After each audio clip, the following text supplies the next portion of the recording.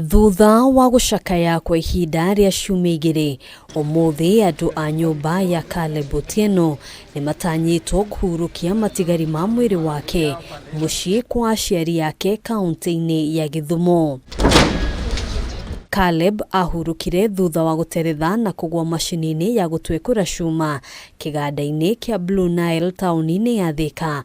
Family yake igitariria kiha kiria makoretwo nakio kuona mwiri wake watwekurirwo o ati ona matigari maria mariho matinekika uthuthuria wa DNA. DNA haingeweza kufanyika kwa sababu ile moto ilitumika pale ilikuwa ya hali ya juu. Kuna tu barua tulipewa kutoka government chemist Nairobi, ndio imetumika hapa kutoa postmortem.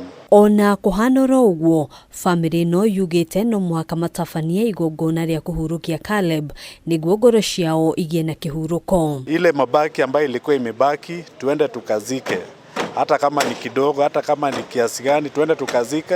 Sisi kama familia tukae na amani kwanza. Kuringana na John Agwambo, miario gatagati ga family na kambuni ya Blue Nile kuria Caleb arakoretwo akiruta wira kwa ihinda iraya ni irathii nambere makiuga megutigirira kihotoni gia thingatwo. Ana tumekuwa kwa kampuni yenyewe na wakubwa huko wamesema watafacilitate sana mambo ya compensation, so walikuwa nangojea tu burial permit. Family no ikoretwo igiteta makiuga kuri na uma urahithirirwo wigie gikuo kia mwana wao.